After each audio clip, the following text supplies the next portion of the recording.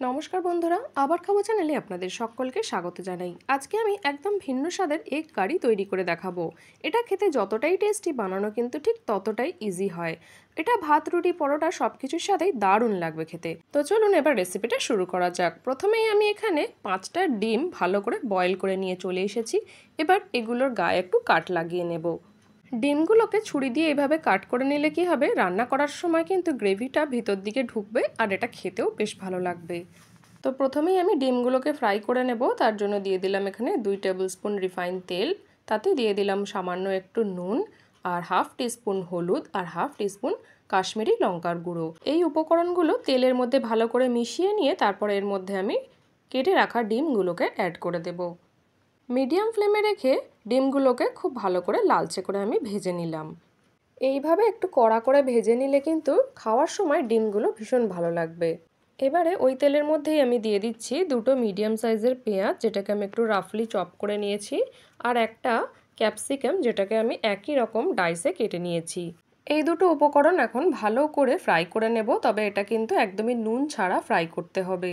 3 থেকে 4 মিনিট একদম মিডিয়াম ফ্লেমে রেখে এটাকে ভালো করে ফ্রাই করে আমি তেল ঝরিয়ে একদম তুলে নেব।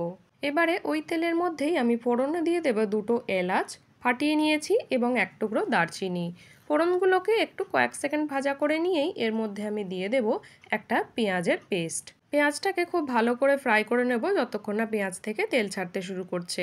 দেখুন, কিছুক্ষণ পরেই দেখতে পাবেন পেঁয়াজ থেকে তেল ছাড়তে শুরু করে দিয়েছে। সেই সময় এখানে আমি দিয়ে দেব 1 টিস্পুন আদা রসুনের পেস্ট।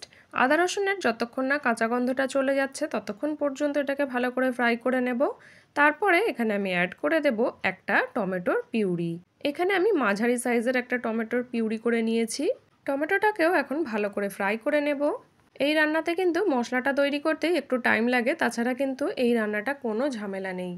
তো দেখুন, এখানে কয়েক মিনিট পরেই কিন্তু টমেটোটাও ভালোভাবে ফ্রাই হয়ে গেছে। এখানে আমি পরিমাণ মতো দিয়ে দিচ্ছি নুন, হাফ টিস্পুন হলুদ, 1 টিস্পুন কাশ্মীরি লঙ্কার গুঁড়ো, 1 টিস্পুন ধনে গুঁড়ো।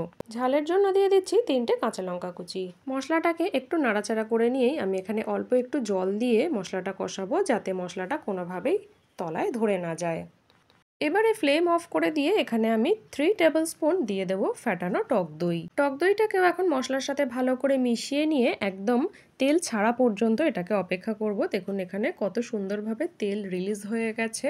এবারে আরও একটু নেড়েচেড়ে নিয়েই এখানে আমি হাফ গ্লাসের মতন জল অ্যাড করে দিচ্ছি। গ্রেভিটা এবারে একটু নাড়াচাড়া করে নিয়ে ভালো করে একটু ফুটতে দেব। ফুটে উঠলেই এখানে আমি ভেজে রাখা ক্যাপসিকাম পেঁয়াজটা দিয়ে দেব, আর সঙ্গে দিয়ে দেব ভেজে রাখা ডিমগুলোকেও। সব কিছুকে একটু গ্রেভির সঙ্গে ভালো করে মিশিয়ে নিয়ে তারপরে এখানে আমি লিডটা লাগিয়ে দেব জাস্ট 5 মিনিটের জন্য, তবে ফ্লেম কিন্তু একদম লোতেই থাকবে। তারপরে এখানে আমি দিয়ে দিচ্ছি হাফ টিস্পুনের মতন গরম মশলার গুঁড়ো। গরম মশলাটা কিন্তু একদম শেষেই দিতে হবে। আর এখানে সবশেষে আমি একটু 1 টেবিল স্পুনের মতন ফ্রেশ ক্রিম এখানে ব্যবহার করেছি, তবে এটা কিন্তু একদমই অপশনাল। যদি আপনারা ফ্রেশ ক্রিমটা পছন্দ করেন তাহলে এখানে ফ্রেশ ক্রিম অল্প একটু অ্যাড করতে পারেন। তাহলে দেখলেন তো, একটু আলাদা প্রসেসে বানালেই কিন্তু রান্নার টেস্টটা অনেকটাই ডিফারেন্ট আসে। তো আপনারাও এইভাবে একবার বানিয়ে দেখুন, আর কেমন লাগলো সেটা আমাকে কমেন্ট করে জানাবেন। ভালো লাগলে একটা লাইক করে চ্যানেলটিকে সাবস্ক্রাইব করে আমার পাশে থাকবেন। ধন্যবাদ।